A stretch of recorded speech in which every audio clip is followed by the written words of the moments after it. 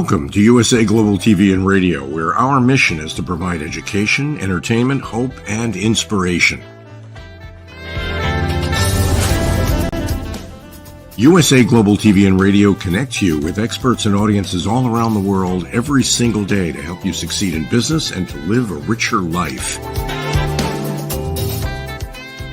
Visit us at usaglobaltv.com to learn about career and life-changing training and mentoring programs like the Listening Mentor. Subscribe to our newsletter to stay informed about our special programs and offers. Discover how you can become a guest on one of our shows or a host or producer of a USA Global TV and Radio show of your very own. That's USA Global TV and Radio, where the doctor is always in.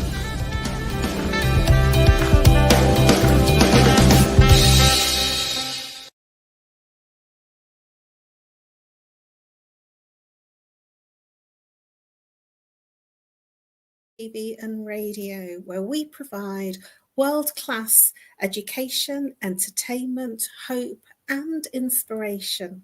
I'm Caroline Heward, your host for tonight's show. Our show tonight is A Woman's Prerogative. A warm welcome to our loyal viewers and our new viewers that are here for the first time. And a very warm welcome to those that are watching on the live and the replay. Our show today is brought to you in partnership with E360 TV. Hello to all of our friends and our loyal subscribers. A Woman's Prerogative is our show tonight, and our topic is a very interesting one. Digital diplomacy, how social media is redefining global etiquette. This is a bit of a pet thing for me and a really, really cool subject because as I am a baby boomer, the last of the baby boomers, I remember that when I was at school, which was a long time ago, we wrote in proper sentences and we learnt real grammar, where to put capital letters, full stops, commas, semicolons, and all sorts of other grammar etiquette. And I feel as a baby boomer and the way that we grew up in learning English and English language and the way that we communicated was very much long form. And in researching for this particular topic tonight, I was really quite surprised to see that some of the bugbears that I had were coming up in my research. And so let's dive into the subject. Let's get going into the topic. So how has social media changed the way that people interact globally to traditional communication methods?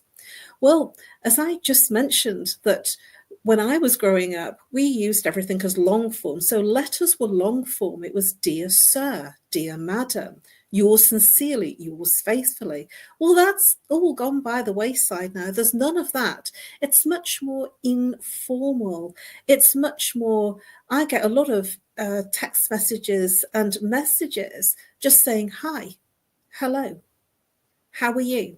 And they're just one-liners. And I kind of think, well, what's all that about? What do they want? You know, I would introduce myself by saying, hello, I'm Caroline Heward. I read your advert on this site, and I'm really interested to find out more about your services. I'm interested to find out more about this specific service. Could you give me more information? This is how you can contact me. And I would like give a proper introduction. But very, very much now I see that it's very much short form. It's almost like the written communication has become very much a text hi, and then you go hi back. And then they come back with, how are you? And then you go back with, I'm okay. How can I help you? And they come back and say, are you having a good day? And it's very, very challenging for me because I don't have the time to do that kind of backwards and forwards. But this is the way that a lot of younger generations, certainly the millennials and also the alpha generation, and Generation Z, who have just come into the workplace, that there is much more short form and a lack of interest in seeing capital letters, full stops. Now, there's something I want to share with you about that in my research over recent months, certainly over this last year, I have noticed that, and in my research I've seen that the millennials and certainly Generation Z feel that you're being very confrontational when you send a message by text or any form of written communication that includes capital letters, full stops, commas, essentially grammar. And if you introduce paragraphs, they don't read it. They only read one-liners, 1 or 2 lines. And if you put full stops or capital letters or paragraphs, they don't actually assimilate it, and they feel that you're being, 1, confrontational, and 2, they're feeling uncomfortable about that communication. And so they don't read it and they don't communicate and they ghost you. Now, I didn't realize this, and in my research over this past year, when people have come in and said hi, I've also felt that I've been feeling confronted with, well, hi yourself, what is it that you want? Tell me who you are. No introduction or anything. And sometimes they don't even say their name. So this is just something from the generations that I have noticed that's changed.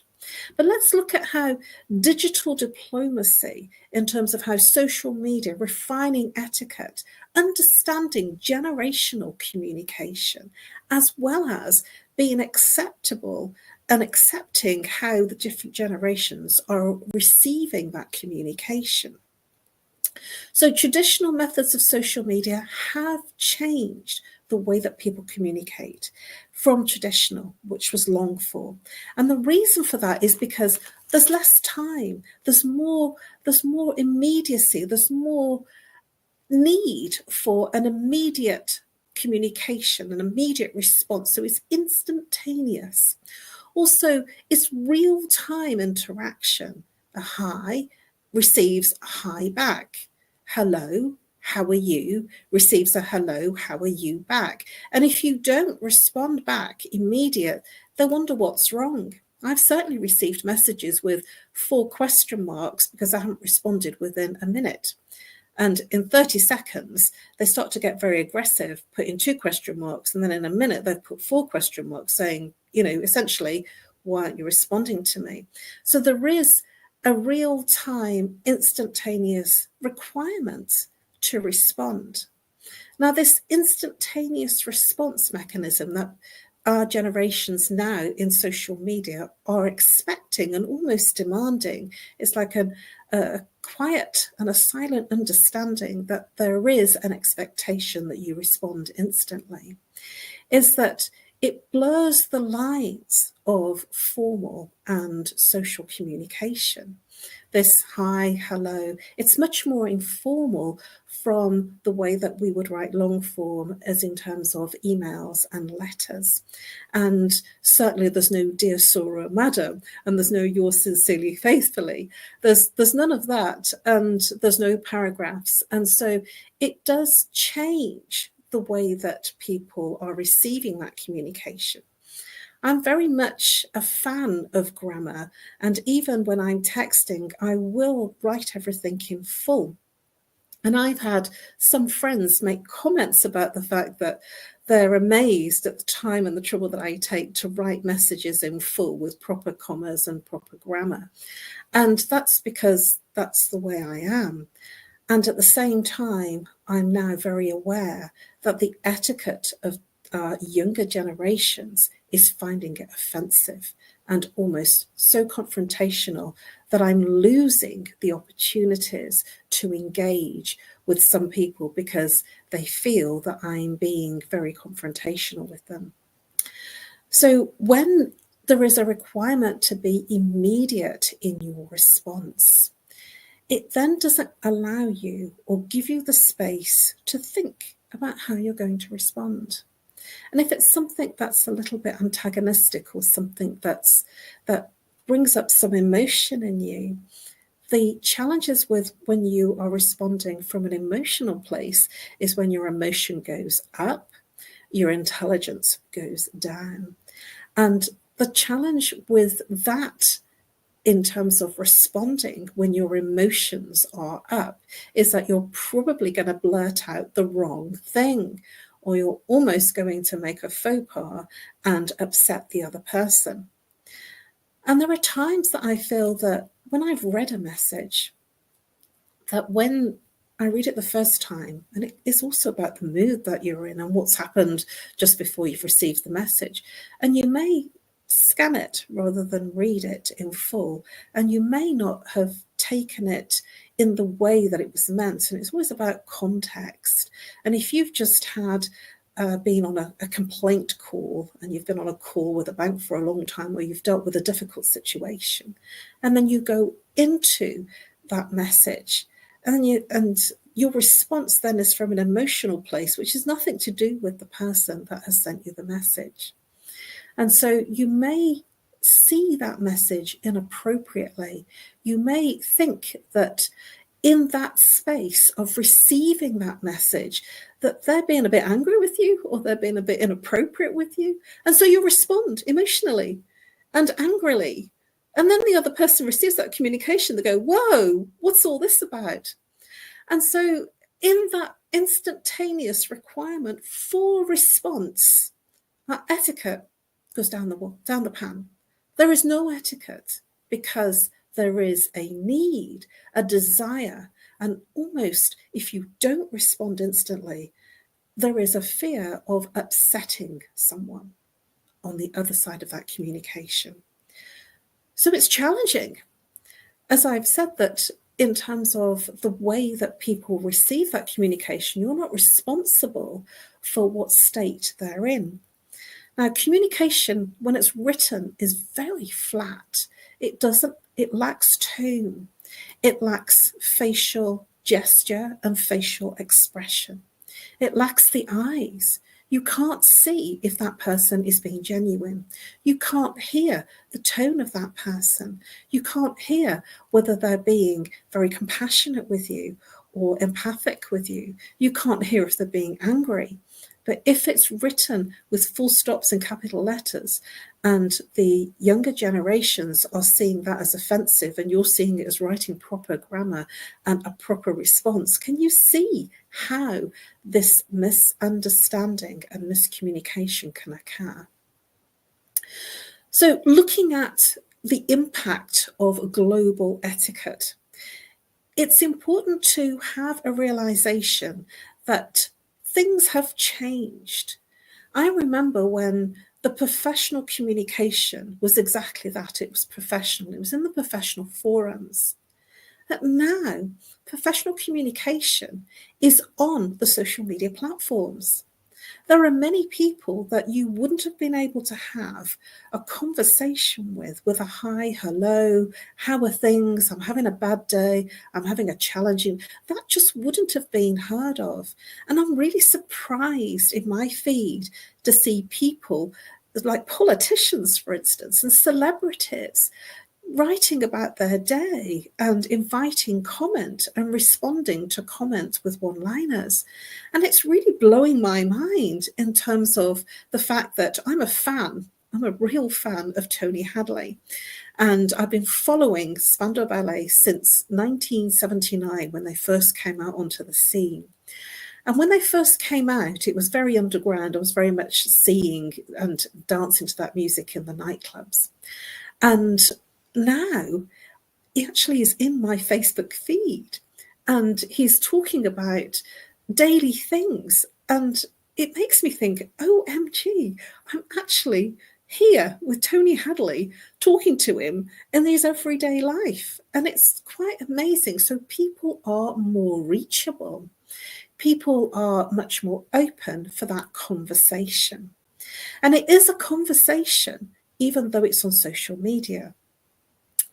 So because the professional settings are blurred, there are politicians using social media. And we have seen some interesting changes with the political environment and social media. We have seen huge sways of opinion and changes in the polls because of social media campaigns. And that was not the case previously when I was growing up. It was very much a very professional and public debate on screen, on TV, and in the press and press conferences. Now things are being thrashed out in front of your very eyes, in your living room, in your bedroom, on your phone, when you're in your privacy of your own home. And so in this space of your privacy, norms are blurred.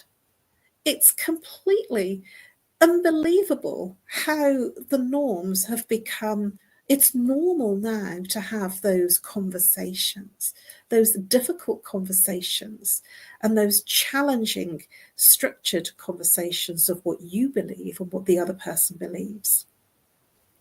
So when does it become a minefield when you use social media? And I'd like to share with you a time in the UK. It was in the UK, and it was very talked about. So I'm sure that this will be a subject that there will be a lot of people that have some familiarity with. And this isn't to get political. This is just to give you some insight. But the UK has exited Brexit and has gone through Brexit and exited the European Union. Now, my mum, she's a very wise person. And when I was young, she said to me, there are 3 subjects to stay away from when you're in conversation and in your social. And she said, if you stay away from these subjects, you'll have friends for life. You won't offend anybody or upset anybody. So she said, these 3 topics, stay away from, because they're subjects that people have a strong belief in and you'll never sway them. One of them was politics. The second was war. And the third was religion. And there was a couple of others as I got older that she brought in, such as sex and education about sex. But in the main, what we're talking about is politics here in my example. Now, I saw in front of my very eyes very professional people that I knew from corporate through my personal self-development world that were very evolved as people and in coaching and environments where they've really done a lot of work on themselves. And I saw huge slating and slanging matches on social media about Brexit, that some believed that we should and some believed that we shouldn't. And what there was huge debate and outcry and outrage on either side. I watched, observed without getting into it, because I remember my mum's wise words. Never get into politics, because you're never going to win and you're going to offend the other person, because you can't sway them. You can't show them what you believe. You can say and then expect there to be something that comes back that might not agree with what you believe.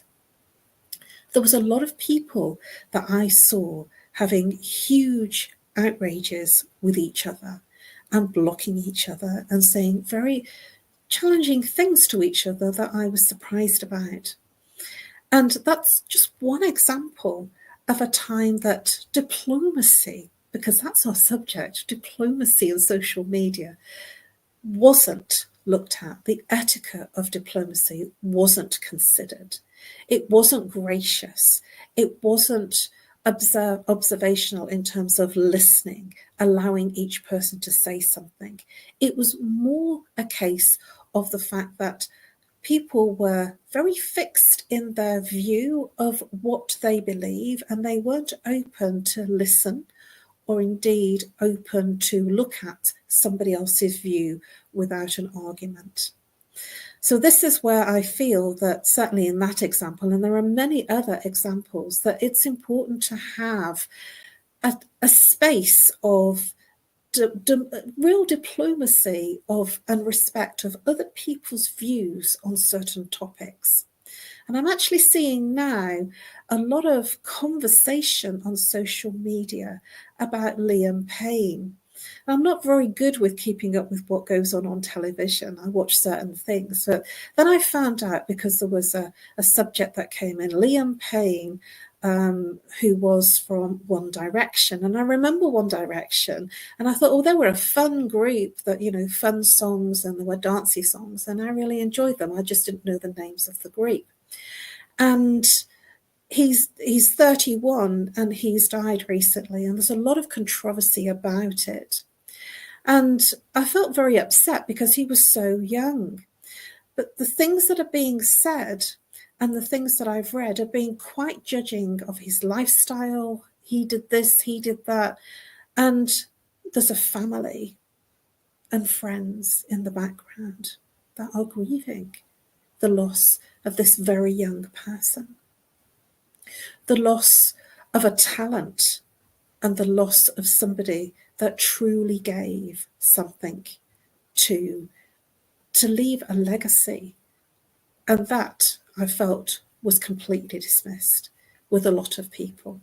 There has been some extraordinary emotional posts, full of sadness, and oh my gosh, how come a short life taken too soon? But then there were a lot of controversial posts. And this is what happens when we don't, and I'm going to say that again, when we don't consider diplomacy, when we don't give the family and the close friends some consideration, and we don't give them a level of etiquette. And with that, I'm going to take a pause, and we're going to go over to one of our sponsors. In a moment, we will be going over to a sponsor, and then I'll be back to share more tips and more insights about etiquette and diplomacy using social media. See you in a moment.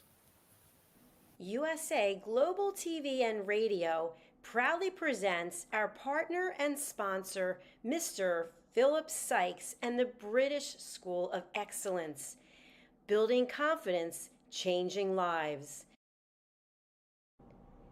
And now, proudly presenting the Polished Professional.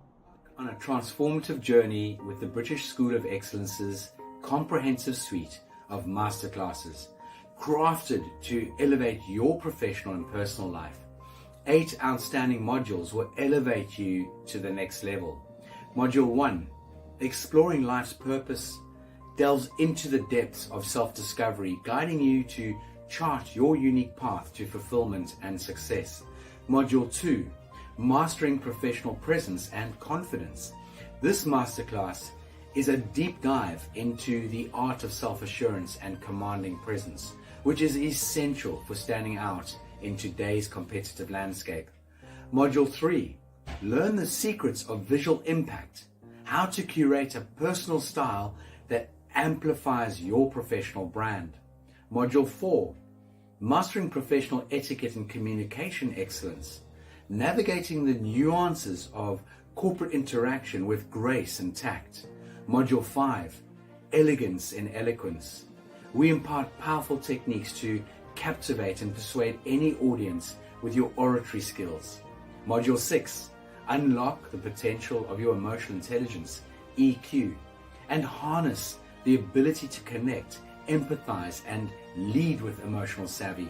Module 7, Mastering DISC, building a gateway to understanding behavioral styles, fostering better personal and professional relationships.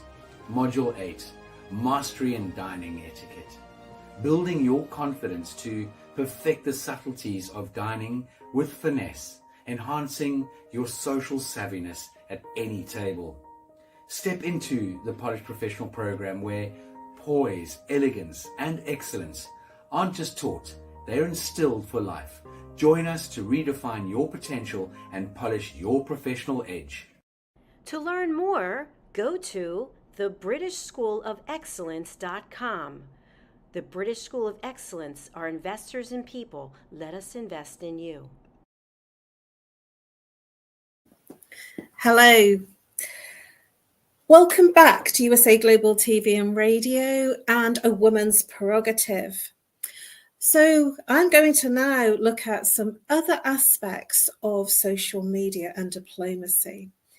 Now, how misunderstandings occur. One of the things I want to look at is influencers. How have influencers changed social media? And my feeling is, from looking at social media and influencers, is that they take the lead. They lead by example. And they have huge followings. And the way that they communicate is also the way that others will communicate back. It's what we would call behavior breeds behavior. And if you are behaving in one way, it will lead the followers and other people to follow you and behave in the same way. So if an influencer is outraged about something, all their followers will go in line and be outraged at the same thing. And so suddenly something very small can become quite big. And influencers are much from our younger generations. They are millennials, and they are alpha, and they are Zoomers, so Generation Z. In the main, there are very few that are much older from the older generations. And they have different ways, different standards, and different styles. And one of the things that I have seen, and I welcome some of them and I don't like some of them, and that is emojis. And I believe that emojis came from a need to stop communication that's written being flat.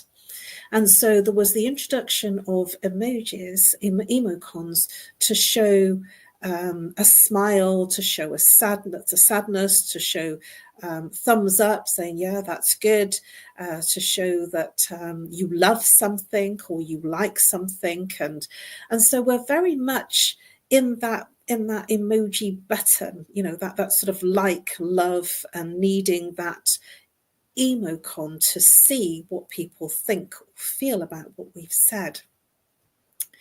And in the space of seeing the rise of the emojis and emocons coming into play, I like quite a few of them, and I don't like quite a few of them. And there's some that when somebody puts a thumb up, like this, I actually feel it's like a showstopper. When somebody puts a big thumb up, I used to think, well, that's great, they're agreeing. But then it stops communication. It's what I would call, like, that's it, we draw a line. I agree, we're done.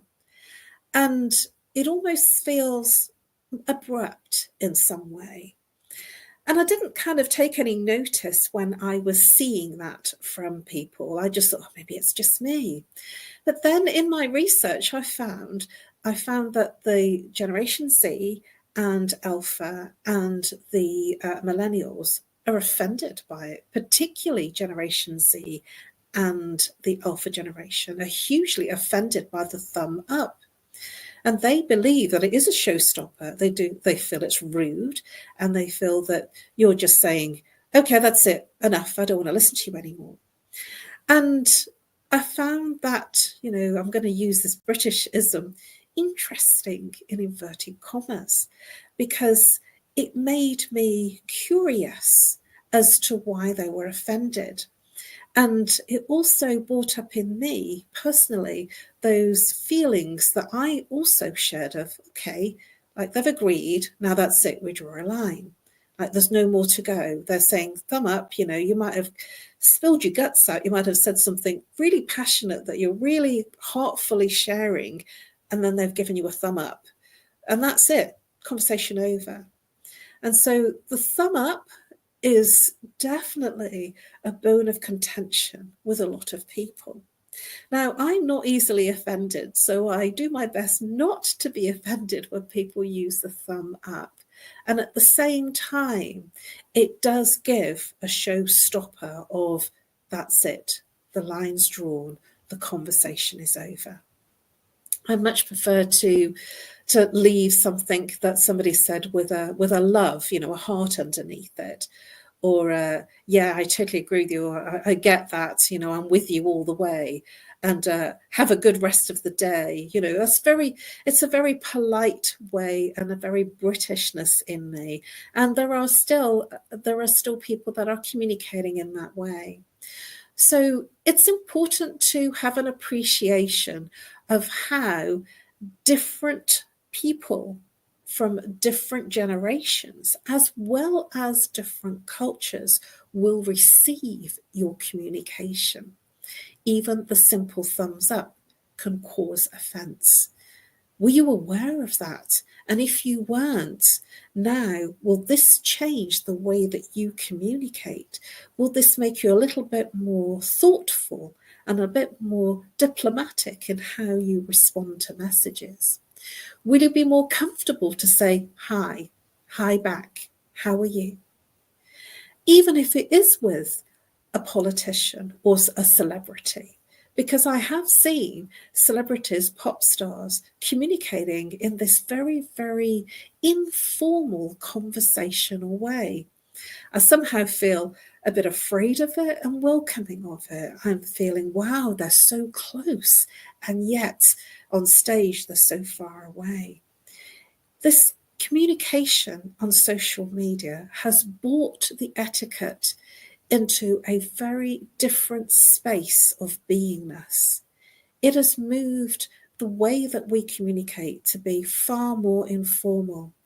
And I feel it's important to have an appreciation that even though we are communicating on social media platforms, that there is, for some cultures and some professional organizations, a requirement, a need, and an expectation that there is proper communication with full grammar.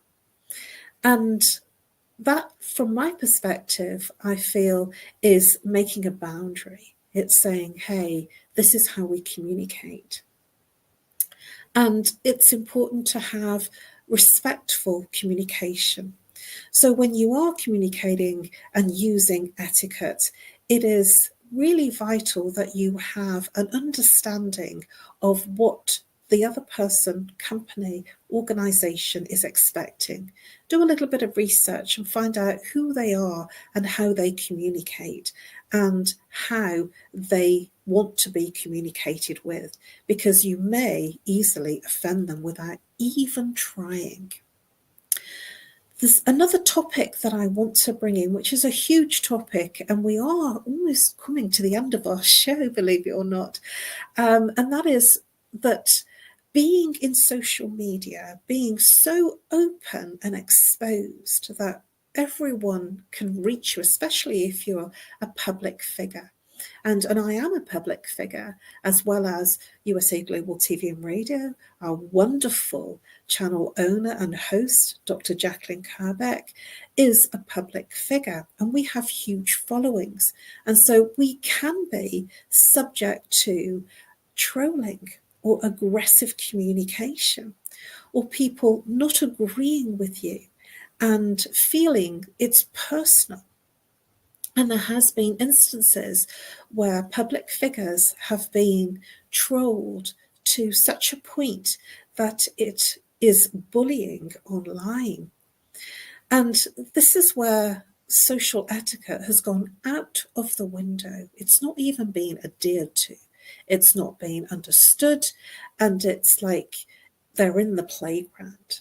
And my feeling on that, and it is a personal feeling, is that the person that is at the end of that trolling and anger, or at the butt of somebody else's beliefs that are different to theirs, is that they are exposed, and it's an uncomfortable experience because they can reach you at all sorts of times of the day and night, because that's how social media plays out. It is an immediate response.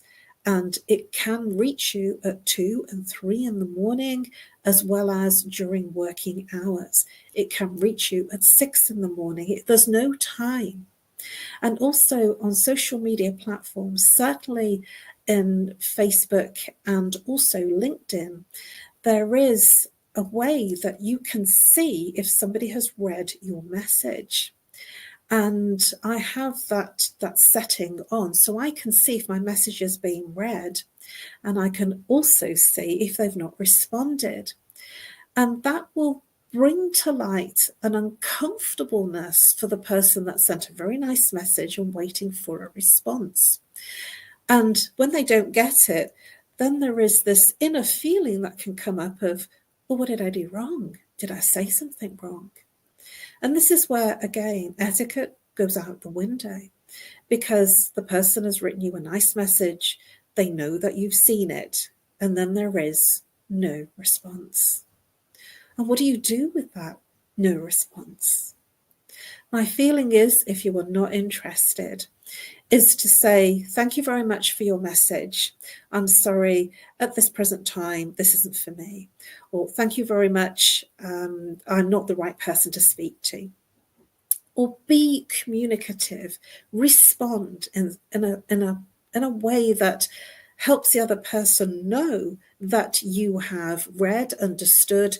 And if it's not for you, it saves them resending the message and like tapping you on the shoulder and basically saying, why aren't you responding to me?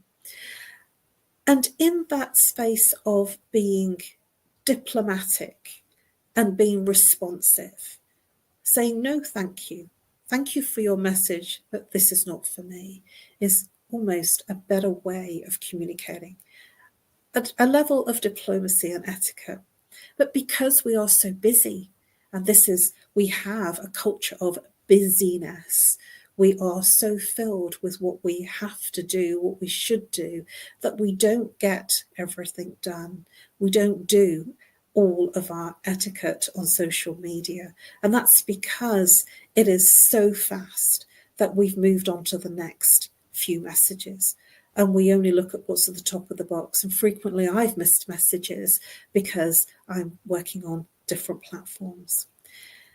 And my invitation for you, if somebody's not responded to your message, is to simply have an appreciation. Maybe they forgot, maybe they didn't get to it, and maybe you might need to send a reminder.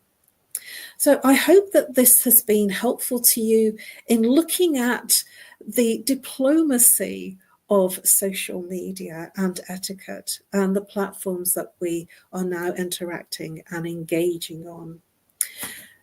I'm Caroline Heward, and I've been your host this evening for A Woman's Prerogative. I'm also known as the Harley Street Stress Expert, and I'm a TV presenter on this channel and the resident therapist. I help people bust their stress. How do I do that? I help them by identifying the root cause of what's causing their repeating pattern of stress, whether it's physical, emotional, mental, behavioral, whether it's a physical ache and pain, whether it's the fact that they're not sleeping, whether it's a relationship issue where they're always complaining about somebody that is doing something to them. My piece to resistance on, if you are complaining, you make me mad, you make me angry, is that no one can make you angry. No one can make you sad, and no one can make you feel anything. You make you feel. And when you can own and take responsibility for how you feel in various situations, of how you respond to either written communication, verbal communication, or face-to-face communication, situations and events, this will change your experience of how you experience stress and how you experience anxiety and depression. And that's just a little tip to leave you with in terms of being able to be in a space of control so that no one offends you and you can live in a much more peaceful way. You can reach me on nomorestress@live.co.uk, or call me on +44 if you're international. If you're local, 07523 120 189. You can also follow me on my social media. I'm on LinkedIn and Facebook. Those are my preferred social media platforms. And you can reach out and ask me a question. I promise I will respond, and I promise I will be helpful in whatever you need. Thank you very much. It's been wonderful to deliver and be your host for A Woman's Prerogative, and I look forward to seeing you next week at 7 p.m. British Summer Time, which is 2 p.m. Eastern Time. Bye-bye for now, and over to our sponsors. USA Global TV and Radio, in partnership with Dr. Jacalyn LLC, present Amazon #1 best-selling author, Dr. Jacalyn Kerbeck. Dr. Jacalyn Kerbeck is a certified life, career, and executive coach who teaches people how to listen at an elevated level through her courses and her books. Dr. Kerbeck teaches her clients how to open their hearts and express themselves through their creative genius. In her children's book series, The Amazing Adventures of Lady Ella, the listening mentor, Dr. Kerbeck teaches children and their families how to listen at an elevated level. Dr. Kerbeck has worked with clients across the world to guide them in how to express themselves and communicate at a highly effective level. Join our team of elevated listeners so you can listen without judgment, without providing a solution, without interruption, and without stealing the stage. To order your books today, go to drjacalyn.com or Amazon.